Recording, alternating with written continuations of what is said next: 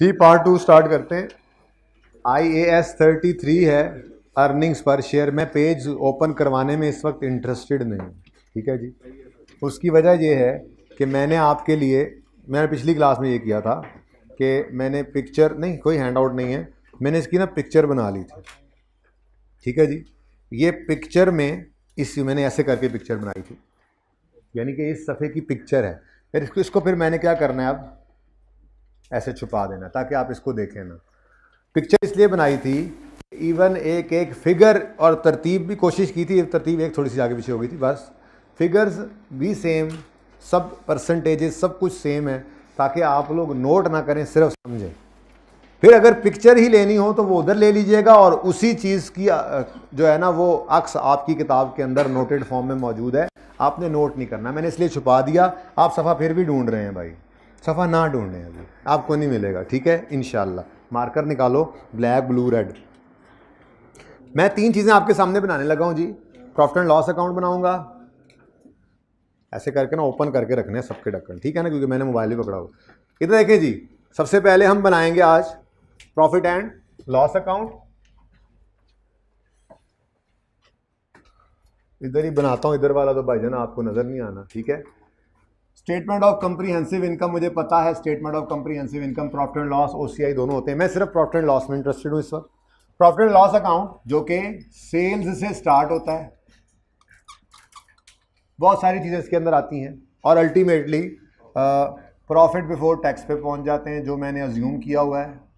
और ये अज्यूम ऐसे ही अज्यूम लिख कर आपके उस नोट के ऊपर लिखा हुआ है, इसलिए आपने बिल्कुल ना नोट करना है, ना कि किताब में कहीं कुछ देखना है, क्योंकि वहाँ पर इकट्ठा सब, किताब में क्या है, इकट्ठा सारा पड़ा हुआ है। यहाँ पे मैं चाह रहा हूँ स्टेप बाय स्टेप एक एक चीज़ हम अलग अलग देखते जाएं कि ये चीज़ आएगी तो इसके क्या असरात हैं, ये चीज़ आएगी तो इसके असरात क्या हैं, इस तरह से चलना है हमने तरतीब से, ओके। तो ये मैंने अज्यूम किया जी 1500, ठीक है जी। उसके बाद इसमें से लेस होता है टैक्स एक्सपेंस, ये भी हमने अज्यूम किया 50 रुपये। नहीं, अब वो वाला अज्यूम किया हुआ जो है ना, ये पिछली से पिछले टाइम में गालिबन ऐसे ही बच्चों को कहा था, अच्छा चलो यार बनाते हैं, और वो डाटा बोलते गए, चलो जी प्रॉफिट इतना ले लें, टैक्स इतना ले लें, ऐसे करके वो डाटा बन गया। तो वो फिर मैंने किताब में डाल दिया ताकि भाई बच्चे अगली बार नोट ना करें, ठीक है ना। तो बस ध्यान से देखते नहीं, अज्यूम किया 50 रुपये, लेकिन अब अगला अज्यूम नहीं करना। हाँ पैट, अब बताओ, हाँ ये ना कहो ये भी अज्यूम कर लेते हैं, यहाँ पे 1300 अज्यूम कर लो। अच्छा 1500 में से 50 माइनस करके बताओ, 1450, ठीक है। इसके बाद OCI होता है, ठीक है देख लेंगे। मार्कर चेंज करो, ब्लैक नहीं, मजा किया यार, ब्लैक ब्लैक ब्लैक। अच्छा जी, अगली बात,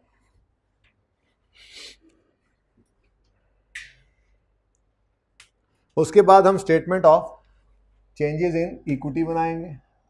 ये भी सही नहीं है मार्कर, दानिश को बुला दे, मार्कर और दे दो यार, एक ब्लैक और दे दो, ये सही है। दानिश को रिफिल कर दें यार, okay. Statement of changes in equity बनाते हैं। अच्छा जी, statement of changes in equity के अंदर आपको पता है शेयर कैपिटल आता है, एक और चीज़ आज नई आएगी, रिटेन्ड अर्निंग्स आती हैं। बस ये 2 चीज़ें फिलहाल, तीसरी नई चीज़ आज दिखा दूंगा आपको, ठीक है। ओपनिंग बैलेंस आता है, फिर पैट आता है, फिर डिविडेंड वगैरह आया करता है। ये जो चीज़ें आपने पढ़ रखी हैं, ठीक है, ये ठीक है, हैं लग रहा है, लग तो आपको ये भी ठीक रहा था। उसके बाद जी बैलेंस शीट है,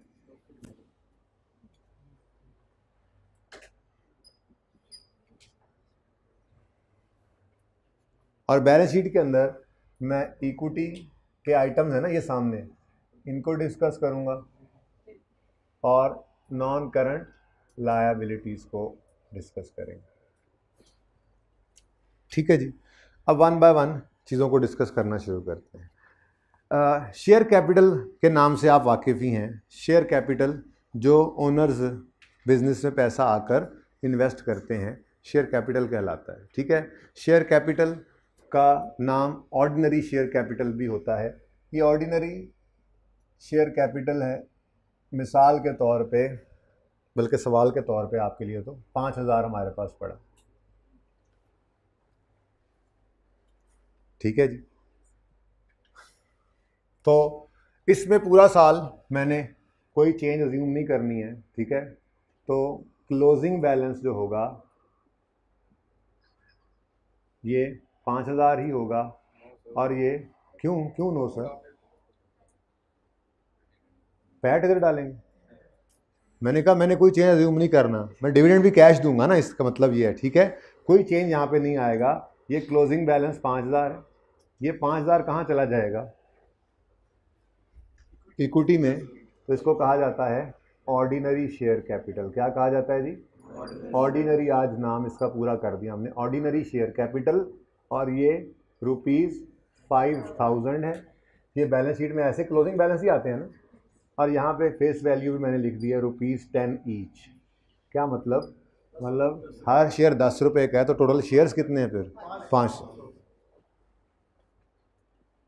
ठीक हो गया जी। अगली बात, कंपनी ने एक लोन ले रखा है, उस पर इंटरेस्ट रेट 10% है और लोन की अमाउंट 1,200 है। बिल्कुल नोट नहीं करना, देख लो, मैंने जब फिगर्स की बात की तो मैंने यहाँ से देखा है, ठीक है ना, ताकि यही चीज़ बोर्ड वर्जन है, यही आपने रजिस्टर पे नोट करना है ना, तो वो बुक के अंदर नोटेड है आपके लिए, ठीक है ना, इसलिए उसको नहीं आपने छेड़ना बिल्कुल भी। कंपनी के पास कंपनी ने एक लोन ले रखा है, 10% उसके ऊपर रेट है, बैंक लोन है, 1,200 उसकी अमाउंट है। तो 10% बैंक लोन में लिख देता हूं ताकि आपको याद रहे कि इसका रेट क्या था। 10% बैंक लोन का मतलब है वो बैंक लोन जिस पे इंटरेस्ट रेट 10% है, उसकी अमाउंट है जी 1,200 रुपये। अच्छा, अगली बात, कंपनी को कुछ और पैसों की ज़रूरत पड़ी और कंपनी ने शेयर्स इशू किए, लेकिन वो वाले शेयर्स नहीं, उन पे वो जो पहले इशू किए थे उन पे वोटिंग पावर भी मिलती है, पहली बात है। दूसरी बात ये है कि वैसे भी उनमें रिस्क काफ़ी होता है। इन्वेस्टर थोड़ा सा देखता है कि यार प्रॉफिट कमाएंगे तो हमें देंगे, प्रॉफिट नहीं कमाएंगे तो हमें नहीं देंगे। इंसान बन जाओ, मैं बता रहा हूँ मुर्जा, ठीक है जी। तो रिस्की इन्वेस्टमेंट होती है। तो कंपनी को पैसों की ज़रूरत थी, मार्केट थोड़ी सी परेशान थी, भाई भी सो गए हैं मार्केट की परेशानी में, एक दो बाजियाँ भी सो रही हैं, सब जाग जाएं प्लीज़। मार्केट में रिस्की इन्वेस्टमेंट करने पे मिसाल के तौर पे कोई तैयार नहीं हो रहा या मुश्किल हो रही है, तो कंपनी ने कहा शेयर्स इशू कर रहे हैं, फिक्स्ड अमाउंट ऑफ डिविडेंड देंगे आपको और प्रेफरेंस देंगे आपको वो वाले शेयर्स पर जो पहले से इशूड हैं, बस पैसे ले आएँ आप, ठीक है। तो ऐसे शेयर, लेकिन ये पैसे वापस कभी नहीं होंगे। जस्ट लाइक इक्विटी क्या है, ऑर्डिनरी शेयर्स क्या हैं, हमने कहा था रेजिडुअल इंटरेस्ट कि कंपनी की जिंदगी में ये पैसे कभी वापस नहीं होते। हाँ, मैंने शेयर खरीदा, मैंने आपको बेच दिया, आपने आगे बेच दिया, ट्रेडिंग तो चल रही है, लेकिन कंपनी ने वो पैसे कभी वापस नहीं करने अनलेस कि कंपनी बाय बैक करे, वो हमारे सिलेबस में नहीं है, या कंपनी बंद हो जाए, लिक्विडेट होगी कंपनी, तो फिर सारा कुछ बेच बटा के लायबिलिटीज देकर जो बच जाएगा वो आपको मिलेगा। इससे पहले ये पैसे वापस नहीं आने। तो पैसे ऐसे ही हैं ये वाले भी, लेकिन यानी कि ये पैसे वापस नहीं होने, ये कभी भी रिडीम कहते हैं। आपके मिसाल के तौर पे आपने एक प्राइस बॉन्ड खरीदा, आपने कहा जी ये प्राइस बॉन्ड मेरे पास पड़ा है, और 6 महीने बाद आपको ज़रूरत पड़ी कुछ पैसों की, आपने जाके वो प्राइस बॉन्ड जहाँ से लिया था इशूअर से, उसको जाके वो प्राइस बॉन्ड बैंक को या जिसको भी वापस किया, प्राइस बॉन्ड वापस करके अपने पैसे ले लिए। इसको कहा जाता है बॉन्ड का तुड़वा लेना। क्या कहते हैं, बॉन्ड तुड़वा लेते हैं लोग, उर्फ़े आम में कह रहे होते हैं बॉन्ड तुड़वा लेते हैं, यार बॉन्ड्स पड़े हैं, कुछ बॉन्ड्स तुड़वा लिए मैंने। तुड़वा लिए क्या मतलब, लकड़ी के बने हुए थे, नीचे वो फेंक के ऐसे तुड़वा लिए जाके, मतलब रिडीम करवा लिए, ठीक है। आपने क्या किया, रिडीम कर लिया एक इंस्ट्रूमेंट को। तो हजरत ये रिडीम नहीं होंगे, ये शेयर्स वापस नहीं करेंगे, कंपनी ये पैसे वापस नहीं करेगी। हाँ, लेकिन ये पैसे जो हैं इन पे एक तो डिविडेंड फिक्स होगा, और दूसरा डिविडेंड देते हुए इनको प्रेफरेंस दी जाएगी ऑर्डिनरी शेयर होल्डर्स पर, तो इनका नाम हो जाएगा प्रेफरेंस शेयर कैपिटल। कौन सा share capital G, preference share capital, लेकिन रेड मार्कर निकालना जरा, लेकिन ये शेयर कैपिटल कौन से हैं, ये शेयर्स कौन से हैं, इररिडीमेबल, वापस नहीं होंगे ये पैसे कभी भी, इररिडीमेबल। ठीक है, तो ये प्रेफरेंस शेयर्स क्या हो गए, अभी भी आएंगे मार्कर्स, ये प्रेफरेंस शेयर्स क्या हो गए जी, इररिडीमेबल। इनके ऊपर नॉर्मली फिक्स्ड डिविडेंड की परसेंटेज होती है, तो हमारी एग्जांपल के अंदर वो क्या है, 12%। ठीक है, 12%। ये बंद ना किया कर यार, तेरी मेहरबानी है, मुश्किल ना खोले सी। अच्छा ये नया है, एक तो ये हो गई और दूसरा ये कौन से हैं, इररिडीमेबल है। ठीक है, ये क्या है, इररिडीमेबल। इसको थोड़ा आगे ले, इनकी फेस वैल्यू होती है ₹10 ईच, जैसे ये था कुछ पढ़ने आई हुई है चीज़, और ₹10 ईच ये है, और इसकी अमाउंट मैंने अज्यूम की है, पहले से ही पड़ी हुई है 3000। ओके, ये है जी प्रेफरेंस शेयर कैपिटल है,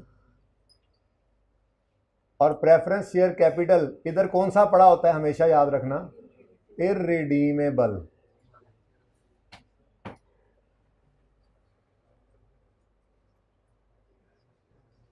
अच्छा यार चुप कर जाओ, छोड़ दो उसकी जान।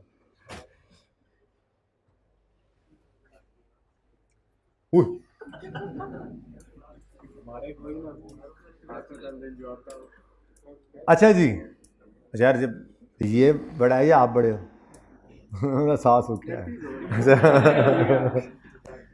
अच्छा जी, चलें नेक्स्ट, रोला नहीं पाना। अच्छा भाई आप बैठे रहो आराम से, पढ़ने आए हो तो। ओके नाउ मैं इसमें भी कोई चेंज अज्यूम नहीं करूँगा, मैं इसमें भी कोई चेंज अज्यूम नहीं करूँगा। ये भी मैंने कहा जी जितने थे बस उतने ही पड़े हैं, तो ये क्लोजिंग भी उठ के कहाँ चले जाएंगे, इसलिए मैंने पहले यहाँ पे लिख दिया। ठीक है ना जी, तो इक्विटी ही है, ये पैसे कभी वापस नहीं आने। ठीक है, बस फर्क सिर्फ ये है कि ऑर्डिनरी डिविडेंड से पहले प्रेफरेंस डिविडेंड आएगा।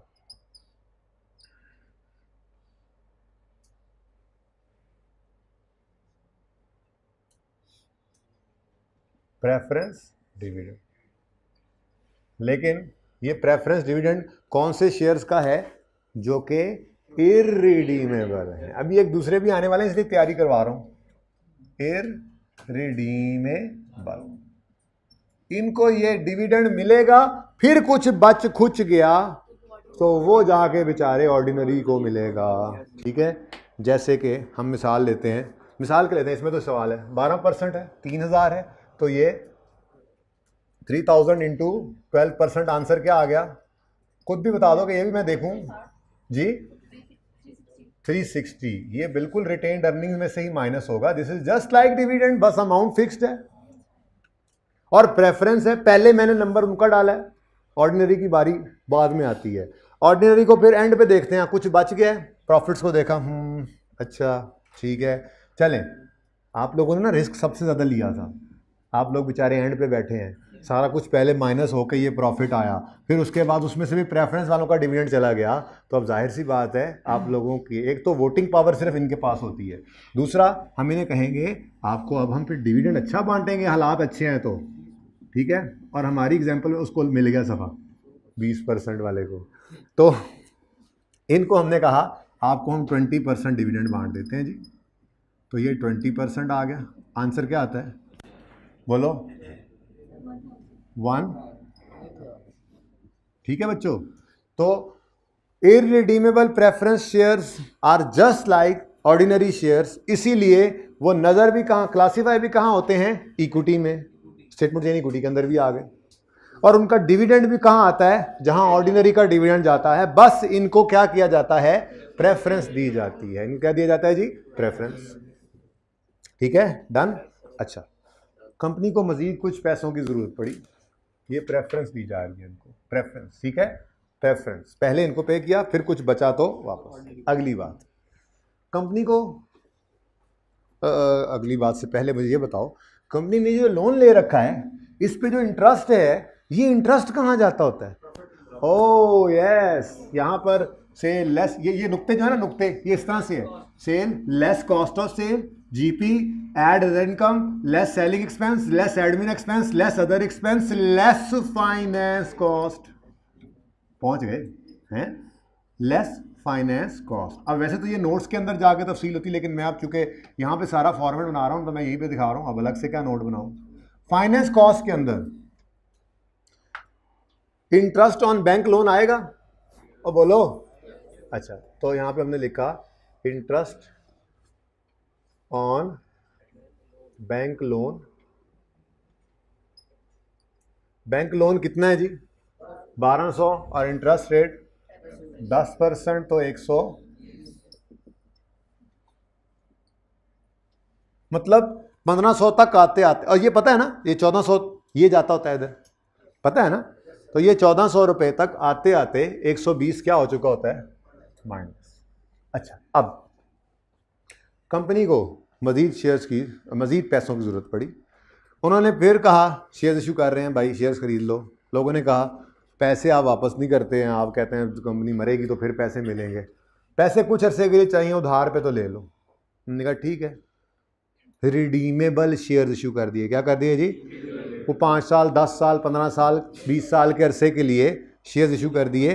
ये रिडीमेबल का मतलब वापसेबल, रिडीमेबल वापसे, इरिडीमेबल गैर वापसेबल, रिडीमेबल रिडीमेबल वापसेबल, ठीक है, वापसी हो जाएगी इन पैसों की। अब जिन पैसों की वापसी हो जाती है वो इक्विटी नहीं है, वो डेट है, वो डेट है। तो फिर जहां पर डेट्स नज़र आते हैं ये भी वहीं पे नज़र आएगा। ये ईद पे जाने से पहले भी मैंने थोड़ी सी बात की थी ये वाली, बहरहाल ये तो तफसील से इसलिए कर रहा हूँ कि अब गड़बड़ हो चुकी है, अब इसको इतनी तफसील से डिस्कस ना करना, जो छोटी मोटी पीछे रह गई हैं कमियां पेशियां वो तो पूरी हो ही जानी है इसमें, लेकिन इसको तफसील से अब डिस्कस ना करना, इस टॉपिक में आगे नहीं चलने देगा आपको, ठीक है।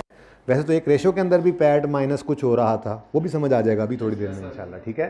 तो प्रेफरेंस शेयर कैपिटल ही है ये भी, लेकिन ये प्रेफरेंस शेयर कैपिटल कौन सा है जी? रिडीमेबल। कौन सा? रिडीमेबल। इसीलिए जब वापसेबल है तो ये इक्विटी नहीं है, ये डेट है। जब डेट है तो फिर नज़र भी कहाँ आएगा? डेट्स में। अब नाम उसका क्या करें, नाम तो नाम है, बस इंस्ट्रूमेंट का नाम है, शेयर्स भी तो नाम ही इंस्ट्रूमेंट का, रिडीमेबल भी तो शेयर्स इंस्ट्रूमेंट ही था, बस वापसी वाले नहीं थे तो उनकी नेचर इक्विटी वाली, तो इक्विटी में रख दिया। वापसी लोन लिया है ना लोगों से, वो लोन बैंक से लिया हुआ था, ये लोन लोगों से ले लिया शेयर्स इशू करके रिडीमेबल वाले, ठीक है, फिर उड़ने लग गया। तो इसकी परसेंटेज भी फिक्स होती है, 8% है हमारी एग्जाम्पल में, और इसकी अमाउंट है लेट से 800 रुपये। अब मेरा सवाल, रिडीमेबल प्रेफरेंस शेयर्स हैं, they are just like loan debt, loan debt, तो इनका डिविडेंड जो कि कॉस्ट है, इनकी कॉस्ट है, वो भी फिर कहाँ जाएगी? वहीं जहाँ पे लोन की कॉस्ट जाती है, इंटरेस्ट जाता है, नाम उसका बिल्कुल यही होगा, dividend on preference share capital. लेकिन कौन से वाले प्रेफरेंस शेयर्स का ये डिविडेंड है? रिडीमेबल वालों का, वापसेबल वालों का, तो वो यहाँ पे आ गया रिडीमेबल, ठीक है जी। और वो तो कैलकुलेशन हो भी सकती है, अब 800 इंटू 8%, नहीं डिविडेंड ही कहेंगे, है इंटरेस्ट ही समझो, है इंटरेस्ट ही, पर इंटरेस्ट कहना नहीं है, डिविडेंड कहना है जी। 8% 64, ठीक है जी। तो ये पैट आ जाएगा 1450 इधर, और ओपनिंग ये सारे मैंने अज्यूम किए थे ना, ओपनिंग अज्यूम करना है 2410, ये अज्यूम किया हुआ 2410, लेकिन अब ये अज्यूम ना करना, ये क्लोजिंग बताओ, ये 2410 मैंने अज्यूम किया ना, लेकिन ये 1450 ये आया है, ये 360 ये मैंने डाटा से निकाला जी, कितना? 2500 पूरा, ये 2500 भी कहाँ चला जाएगा? पता ही है ना, इक्विटी का हर आइटम इक्विटी में ही जाना है। ये तस्वीर हुई मुकम्मल जी, तस्वीर मुकम्मल है, तस्वीर मुकम्मल है। अब इधर देखने ज़रा, ये सारा कुछ पेज नंबर 590 के ऊपर मौजूद है। सारा कुछ पेज 590 पे, पिक्चर बेशक वहाँ से बना लें, इसको ढक्कन लगा दें 1 मिनट के लिए। अब इधर देखें,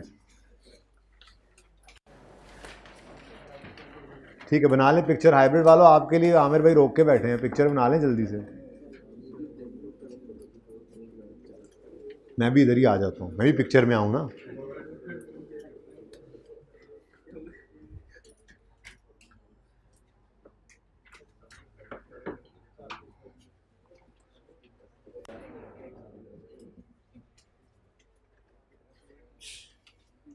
जी बच्चों, सोचा था आपका पार्ट भी अपलोड करूंगा, थोड़ा ज़्यादा पढ़ा के नहीं पढ़ा सका, एज यूजुअल, कोई नहीं। अच्छा सुने सुने सुने सुने सुने, irredeemable preference shares are equity item. नज़र भी कहाँ आ रहे हैं? इक्विटी में। और इनका डिविडेंड भी कहाँ नज़र आएगा? जहाँ इक्विटी का डिविडेंड आता है, यानी रिटेन्ड अर्निंग माइनस होगा। बस इनको प्रेफरेंस दी जाती है, ऑर्डिनरी से पहले इन्हें डिविडेंड बांटा जाता है, फिर ऑर्डिनरी को कुछ दिया जाता है। जबकि रिडीमेबल शेयर्स जो हैं वो लायबिलिटी हैं, तो नज़र भी लोन है, डेट है, नज़र भी नॉन करंट लायबिलिटीज़ में आ रहे हैं। 5 साल 10 साल के पैसे लोगों से लिए हुए हैं, वापस कर देंगे जब वो लोग आएंगे मैच्योरिटी पर, ठीक है। तो इसका जो डिविडेंड है वो बस ऐसे नाम का डिविडेंड, इंटरेस्ट ही है, वो नज़र कहाँ आएगा? फाइनेंस कॉस्ट, ठीक है। यही सारी चीज़ें यहाँ पर एज इट इज़ लिखी हुई हैं, फिगर्स भी वही हैं। अगर आप गौर फरमाएँ तो 120 का इंटरेस्ट, 64 का, फिर ये 1500 अज्यूम किया टैक्स, सब कुछ बिल्कुल सेम है, सब कुछ सेम है, इसलिए आपने नोट कुछ नहीं करना, ठीक है। इसलिए यहाँ से इसलिए नहीं पढ़ाया क्योंकि यहाँ पे सब कुछ सामने पड़ा था। अब स्टेप बाय स्टेप सारी चीज़ें खुलती गई हैं तो आपको थोड़ा आइडिया हो गया, ठीक है। अब मेरा सवाल, हमने एक रेशो निकाली थी रिटर्न ऑन इक्विटी, याद है आपको? रिटर्न ऑन इक्विटी में हम क्या करते थे? PAT over average ordinary equity. आज पूरी बात कर दूं, शायद उस दिन भी की हो। अच्छा, अब मुझे बताओ, ये जो बेचारे किस्मत के मारे ये शेयर होल्डर्स हैं ऑर्डिनरी वाले, क्या ये इधर से देख, ज़्यादा अच्छा समझ आ रहा है, ये जो शेयर होल्डर्स हैं ऑर्डिनरी वाले, क्या ये इस 1450 पे नज़र रख सकते हैं? रखेंगे ना, यही मिलेगा ना उनको ना। इस 1450 में से पहले 360 माइनस होगा, फिर जो बचेगा वो है attributable to ordinary share holders, वो है डिस्ट्रीब्यूटेबल टू। डिस्ट्रीब्यूट करें ना करें वो अलग बात है, लेकिन है इनका। तो ऑर्डिनरी शेयर होल्डर्स के पास क्या बचता है? फिर पैट में से भी माइनस कर देना प्रेफरेंस डिविडेंड, लेकिन वो प्रेफरेंस डिविडेंड किसका? इररिडीमेबल वाला, ठीक है। तो ये अब अगर आप जाके अपना पिछला टॉपिक ओपन करेंगे ना, तो उसमें आपको ये फॉर्मूला भी मुकम्मल होता नजर आएगा। घर पे ओपन कीजिएगा रहने में, ठीक है जी। तो ये आपकी रेशो भी कंप्लीट हो गई, ये रह गई थी उसमें। अच्छा, अब अगली बात, हम तो पढ़ने निकले थे ईपीएस। ईपीएस का फॉर्मूला क्या होता है? ईपीएस का मतलब होता है अर्निंग पर शेयर, पर शेयर। हर शेयर ने कितना प्रॉफिट कमाया, लेकिन कौन से ये किसकी? ये भी ऑर्डिनरी शेयर होल्डर की रेशो है, ये भी ऑर्डिनरी शेयर होल्डर की रेशो है। ऑर्डिनरी शेयर होल्डर ही इसको यूज करता है, इसको देखता है कि मेरे हर शेयर ने कितना अर्न किया, ठीक है। तो इसका फॉर्मूला होता है earnings attributable to ordinary share holders divided by number of shares, ठीक है, divided by number of shares. अब earnings attributable to ordinary share holders क्या होगी? पैट ना, पैट ना, पूरी बात तो है ये। अर्निंग्स जो ऑर्डिनरी शेयर होल्डर्स को एट्रीब्यूटेबल होती हैं वो होता है पैट माइनस प्रेफरेंस डिविडेंड। कौन सा वाला? इररिडीमेबल वाला, ठीक है। ये चीज मद्देनजर रखते हुए मुझे इसी सवाल में ईपीएस तो निकाल के दें, जल्दी करें, आपके पास 30 सेकंड है। ये सवाल है, ये सवाल बन गया क्वेश्चन 1 में, बस आपके पास किताबों में है सवाल मौजूद। आपको पैट का भी पता है 1500 है,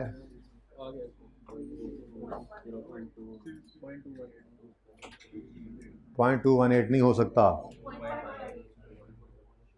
number of shares, number of share, number of shares बोले, मैंने तो रुपीस के साथ डिवाइड किया हुआ है तुमने 5000 से। ओके, पैट कितना है? 1450 में से माइनस करेंगे 64, माइनस 64 नहीं, प्रेफरेंस डिविडेंड है ये भी, ये है। अगर सवाल में वो 64 भी दे, 360 भी दे और कहे कि earning attributable to ordinary share holder निकालो, तो आप 1450 में से ये 64 भी माइनस करोगे और 360 भी करोगे। Is it so? पैट तक आते आते रिडीमेबल वाला ऑलरेडी माइनस हो चुका है। अगर कभी परेशान करने के लिए दे दे, आपने परेशान नहीं होना, ठीक है? तो 1450 में से 64 माइनस ऑलरेडी हो चुका है। हाँ, जो माइनस करने वाला है वो कौन सा है? तो 360 माइनस कर दिया आपने। और नंबर ऑफ शेयर्स, भाईजान ये 5000 रुपए थे, ये 5000 रुपए थे, हर शेयर 10 रुपए का था। नंबर ऑफ शेयर्स कैसे निकालने थे आपने? ₹5000 डिवाइडेड बाय ₹10 जी, 500 शेयर्स। तो हर शेयर ने कितना कमाया, इसके लिए आप अर्निंग्स को शेयर्स से डिवाइड करेंगे, ठीक है? तो डिवाइड बाय 500, ₹2.18 पर शेयर। यानी हमारी कंपनी में हर शेयर ने 2.18 रुपये, यानी कि ये हमारा है। शेयर होल्डर क्या कह रहा है? मेरे हर शेयर के बदले इतनी अर्निंग अब है मेरी। सब कुछ माइनस कर दिया हमने, ठीक है?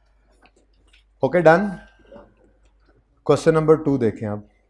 ये करके, ये ज़रा इसको मैंने चेंज कर दिया जी, 87,000 को 87,500 कर दिया मैंने। 87,000 को गलती है कि नहीं, वैसे ही चेंज किया था, कोई गलती नहीं है।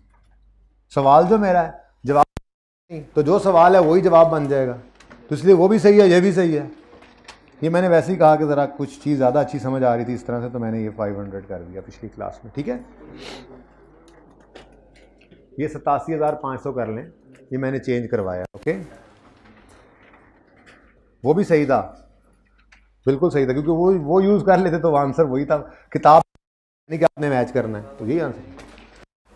अच्छा, a company has 5000 shares in issue on 31 December 2010। It further issued 5000 shares on 1 April 11। Profit for the year 10 is 50,000 and 11 is 87,500। ये जिस वक्त मैंने क्वेश्चन नंबर 2 शुरू किया ना भाई, यहां से कट करवाइएगा एक छोटा सा पीस जो अपलोड कर देंगे, ठीक है? अगर बात हो गई तो मैं एंड पे बताऊंगा। वो बात सिर्फ इतनी सी करनी है कि क्यूमुलेटिव और नॉन क्यूमुलेटिव क्या होता है, और 3-4 एग्जांपल्स देनी है बस आपको होमवर्क में। अगर वो होगी बात तो खैर, पहले ये तो कर लें। Calculate EPS for 10 and 11 assuming year and is 31 दिसंबर। लो भाई, ईपीएस 2010 की निकालो। अर्निंग्स 2010 की कितनी? 50,000, और 2011 की 87,500, ठीक है जी? तो पहले 2010 की ईपीएस निकालते हैं। 2010 की ईपीएस कितनी है जी? 50,000 रुपये डिवाइडेड बाय 5,000 शेयर्स, ₹10 पर शेयर। अभी तो चैप्टर कल शुरू करेंगे, मतलब कि बुनियाद पड़ी है आज तो, वैसे ही 6 दिन लगाऊंगा इंशाल्लाह इस पे।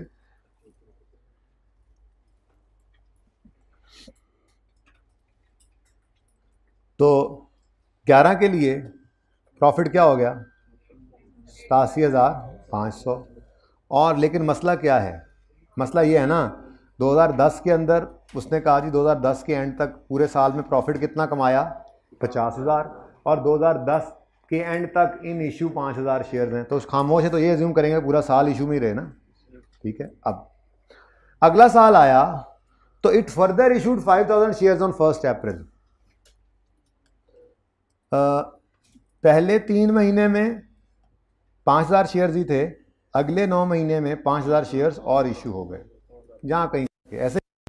अब बात है जी, मसला ही कोई नहीं है जी। हम क्या करेंगे, हम डिवाइडेड बाय 10 कर देंगे, 10,000 शेयर्स। सही है ना, सही है ना, क्या मसला है? वो तो यही में तो क्या हुआ? 5,000 देखो, शेयर्स जब आते हैं बिजनेस में तो वो अर्निंग्स में कंट्रीब्यूट करते हैं, अर्निंग्स को बूस्ट देते हैं। क्या मतलब, सरमाया जब लगाते हैं हम तो उससे बिजनेस में बूस्ट आता है ना, अर्निंग्स में, प्रॉफिट्स में बूस्ट आता है ना। तो हमने अर्निंग्स तो उठाई हैं, सवाल ने दी हुई हैं, पूरे साल की होंगी। अब ये 87,500 की जो अर्निंग्स आई हैं, क्या इन 87,500 की अर्निंग्स में सारे के सारे 10,000 शेयर्स ने पूरा साल कंट्रीब्यूट किया? नहीं, 5,000 शेयर्स ने 5,000 शेयर्स ने सिर्फ 3 महीने कंट्रीब्यूट किया है, और 10,000 शेयर, यूँ कह लें, हाँ यूँ कह लें, 5,000 शेयर ने पूरा साल कंट्रीब्यूट किया है और दूसरे 5,000 ने सिर्फ 9 महीने। तो इसका मतलब 10,000 डिनोमिनेटर में लिखना सही नहीं है, बल्कि हम क्या करेंगे, हम कहते हैं जी 10,000 में से यूँ 5,000 तो जी पूरा साल रहे ना, बाकी 5,000 जो हैं इनको 9/12 करें। आंसर क्या आता है? आएगा, करके देखोगे तो 8750 आएगा। 8750। तो फिर मैंने ज़रा ये सेम इसलिए रखा है कि देखें जी, शेयर्स बढ़े हैं तो उसी हिसाब से अर्निंग्स भी बढ़ गई हैं ना। शेयर्स बढ़े तो उसी हिसाब से अर्निंग्स भी बढ़ गई। अगर 10,000 लेते तो ये कम हो जाती रेशो, हालांकि कम नहीं हुई।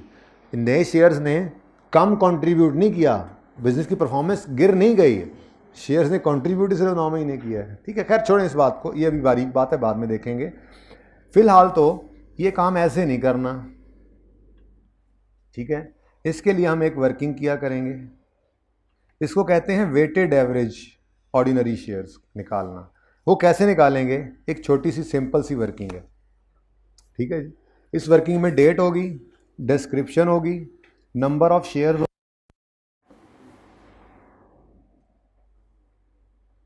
फिर फ्रैक्शन के लिए एक जगह बनी होगी, फिर फ्रैक्शन लगने के बाद weighted average number of shares हमारे निकल आया करेंगे। ठीक है बच्चों, अब ये वर्किंग समझ ना आए, कम आए, कोई मसला नहीं, ये आज नहीं, ये अब अगले 5 दिन होते रहने, और कल भी होगी, परसों भी होगी, चलेगा काम, होमवर्क में भी होगा इंशाल्लाह। लेकिन important thing is number of shares की बात हो रही है, यहाँ सिर्फ क्वांटिटीज के साथ खेलना है हमने। तो ओपनिंग में कितने शेयर्स पड़े हैं? 5,000। फिर क्या हुआ, 1/4/11 को नए शेयर्स इशू हुए। क्या हुआ है जी? New shares issued. अब ये बैलेंस बदल जाना है, बोलो। अब 2 तरीके हैं, एक तो वो जो ज़बानी भी किया था, इस 5,000 को पूरे 12 महीने और अगले 5 को 9, लेकिन ऐसे करना नहीं है सवाल को, क्योंकि ये तो वर्किंग बेस है, बहुत चीज़ों में आप इसने आगे इस्तेमाल होना है और बहुत सारी चीज़ें कॉम्प्लेक्स होनी है। कल हमने शेयर कंसोलिडेशन, स्प्लिट, बोनस, पता नहीं क्या कुछ करना है, परसों राइट इशू करना है, वर्किंग यही रहनी है। तो इसमें बहुत सारी चीज़ों ने ऐड होना है, इसलिए वर्किंग इस तरतीब पे रखेंगे कि आज आपको लगेगा ये क्या कर रहे हैं, 8750 ऐसे क्यों निकाला है, लेकिन वो फिर आगे जाके काम देगा। ठीक है, तो हमने क्या करना है, जैसे ही बैलेंस बदला है, इधर फिगर लिखने से पहले ही हमने कहना है 5,000 आप तो सिर्फ 3 महीने आउटस्टैंडिंग रहे, नंबर ऑफ शेयर्स, ये 5,000 शेयर्स सिर्फ 3 महीने आउटस्टैंडिंग रहे, उसके बाद नए शेयर्स इशू हुए 5,000, तो टोटल कितने हो गए? अब ये 10,000 को पकड़ा और आपने कहा हाँ ये अब दोबारा नहीं बदले हैं, ठीक है जी, ये 9/12 आउटस्टैंडिंग रहे 9 महीने, ठीक है ना। और यहाँ पे आपने कोई फ्रैक्शन नहीं लगाना, नहीं, बस ये तरतीब होगी। आंसर फिर भी सेम ही आना है। बताओ 5,000 3/12 करें तो कितना आता है? 1,250, और इधर 7,000, तो टोटल क्या आ गया? 87। आपने पता नहीं क्या कहना था हारून, कैलकुलेट करके हमने देखा 8700। जी मैं वो बाद में फिलहाल समझ आइए बात की। ये 8750 वैसे निकल आया था, लेकिन मैंने कहा ऐसे नहीं करना। ऐसे क्यों कर रहे हैं, अब इसकी वजह आने वाले दिनों में पता लग जाएगी। फिलहाल सादा बात, 5000 शेयर्स 3 महीने तक आउटस्टैंडिंग रहे। जैसे ही नए शेयर्स आए ना, फौरन इधर क्वांटिटी नहीं लिखनी, पहले ऊपर वाले बैलेंस पे लगा देना। अभी इससे ऐसे भी हो सकता था, यहाँ पे आगे जाके, अभी होमवर्क वाले सवालों में भी होगा, आगे जाके यकम सितंबर को उन्होंने और शेयर्स इशू कर दिए, तो हम फिर क्या कहेंगे, इधर यकम सितंबर लिख के इस 10,000 को कहेंगे अप्रैल मई जून जुलाई अगस्त, 5 महीने आप आउटस्टैंडिंग रहे। फिर नए शेयर्स आ गए, उस पर फ्रैक्शन नहीं लगाना, फिर टोटल के ऊपर कहना है सितंबर अक्टूबर नवंबर दिसंबर 4 महीने, इस तरह से करके करना है। ठीक है ना, ओके डन। अच्छा दूसरा सवाल, तीसरा सवाल मैंने करवाना था, लेकिन ये अब होमवर्क है, ये होमवर्क 1 हो गया। उसके बाद ढेर सारे सवाल जो हैं 13 से 19 तक पेज 594 पे पढ़ें। ये कौन सा पेज है जी, पेज 590 पर क्वेश्चन नंबर 3 आपका होमवर्क हो गया। एक उसमें ज़रा मैंने जैसे ज़बानी बताया ना वैसे होना है, ठीक है। उसके बाद पेज 594 पे आए, पेज 594 पर issue of shares at full market price जो मैंने आपको सिखाया है, ठीक है। ये सिंपल क्वेश्चंस हैं, छोटे छोटे क्वेश्चंस हैं। ये देखें आप, इनका आंसर है इतना इतना, 2 मिनट फी सवाल, इतने छोटे छोटे सवाल हैं, जैसे अभी मैंने किया है ऐसे ही सवाल है। तो ये 13 से लेकर 19 तक हैं, 13 से 19 तक हैं, क्योंकि उससे आगे आप अगर देखें तो बोनस शेयर्स आ रहे हैं। वो मैंने, भाई चुप करें यार, फजूल आदमी है यार। अभी ये बोनस शेयर्स मैं कल पढ़ाऊंगा आपको, जब कल पढ़ा लूँगा तो फिर ये होमवर्क में अगले दिन आएंगे। तो फिर अभी फ़िलहाल 13 से 19, ठीक है जी। और उसके बाद तीसरा होमवर्क जो है आखिरी 2 मिनट बाद, जिसके लिए मैं बच्चों के लिए कट भी करवा रहा हूँ। जो प्रेफरेंस शेयर्स होते हैं उनका डिविडेंड जो होता है वो क्यूमुलेटिव भी हो सकता है और नॉन क्यूमुलेटिव भी हो सकता है। क्या बोला मैंने, क्यूमुलेटिव भी होता है और हाँ, समझाना बाद में होगा। फिलहाल तो मैं आपको एक उसूल लिखवाऊंगा, सादा सा उसूल लिखवाऊंगा। एक मिनट, पेज नंबर देखने आया था मैं, पेज नंबर 525 पे इससे शुरू हो रही हैं। एग्जाम्पल 7 तक कर लेते हैं। ओके, एग्जाम्पल 1 से एग्जाम्पल 7 स्टार्टिंग फ्रॉम पेज 525 और एंडिंग ऑन पेज 528। एग्जाम्पल के साथ सॉल्यूशन भी हैं। पेज 525 ज़रा लिखवाना मुझे, एग्जाम्पल 1 टू एग्जाम्पल 7 समझ आ गई है? ज़रा देख लें जाके। ये मैंने कहा ज़रा आपका होमवर्क इकट्ठा हो जाए। लेक्चर नंबर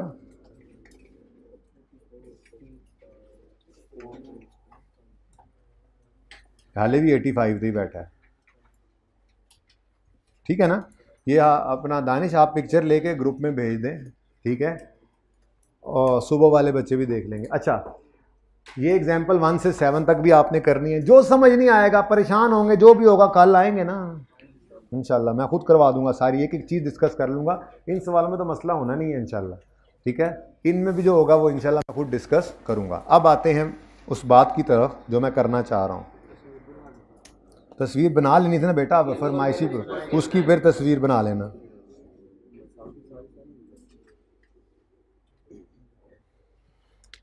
मैंने आपसे कहा प्रेफरेंस शेयर्स होंगे तो ये डेट है, और अगर इररिडीमेबल होंगे तो ये क्या है, इक्विटी है। अब एक छोटी सी बात एडिशनल और भी इसके अंदर आती है, वो है क्यूमुलेटिव और नॉन क्यूमुलेटिव का कॉन्सेप्ट। बहुत सिंपल है, कॉन्सेप्ट वगैरह नहीं भी समझ आए तो एक जुमले में बात याद रखिएगा। क्यूमुलेटिव का मतलब होता है चाहे अनाउंस हो या ना हो, हमने डिविडेंड पे करना है। और नॉन क्यूमुलेटिव का मतलब होता है अनाउंस होगा तो पे करेंगे, अनाउंस नहीं होगा तो पे नहीं करेंगे, लाइक एनी अदर डिविडेंड, ठीक है। तो ये वाली बात हम जाकर लिखेंगे ऐसी जगह पे जहाँ पे फिर कल मैं आपको समझाऊंगा।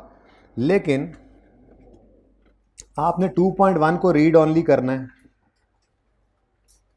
इसमें ये सारी बातें की हुई हैं, और उससे आगे ये एग्जाम्पल 1 2 3 4 5 चल, ठीक है ना। ओके, और इस पेज 524 के साथ ही मैं एक छोटी सी बात यहाँ पे लिख रहा हूँ। पहली बात, प्रेफरेंस शेयर्स रिडीमेबल भी हो सकते हैं, इररिडीमेबल भी हो सकते हैं, ठीक है। अच्छा, अब अगर प्रेफरेंस शेयर्स हैं और वो इररिडीमेबल हैं तो प्रेफरेंस डिविडेंड जो होगा, हाँ, वो स्टेटमेंट ऑफ इक्विटी में आता है। ये प्रेफरेंस डिविडेंड दोनों को ही देख लें। प्रेफरेंस डिविडेंड की बात हो रही है फिलहाल, बाकी मैं मजीद तफसील इंशाल्लाह बताऊंगा जब आप खापो आएंगे छोटे एग्जांपल्स के साथ।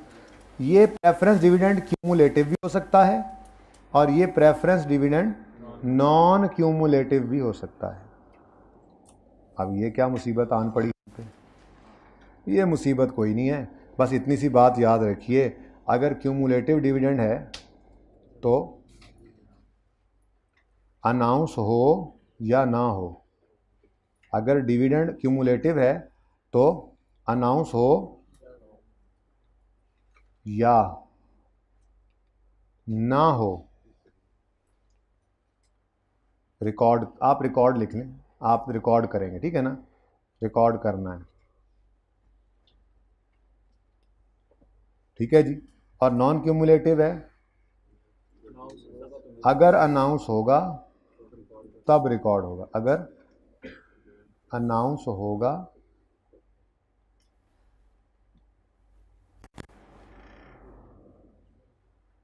तो तब रिकॉर्ड होगा। ओके, बस इतनी सी बात ज़रा ज़हन में रखें और ट्राई कीजिएगा अपनी इन एग्जाम्पल्स को 1 से 5 तक, ठीक है जी। ज़िंदगी रही तो कल होगी मुलाकात। अल्लाह हाफिज़।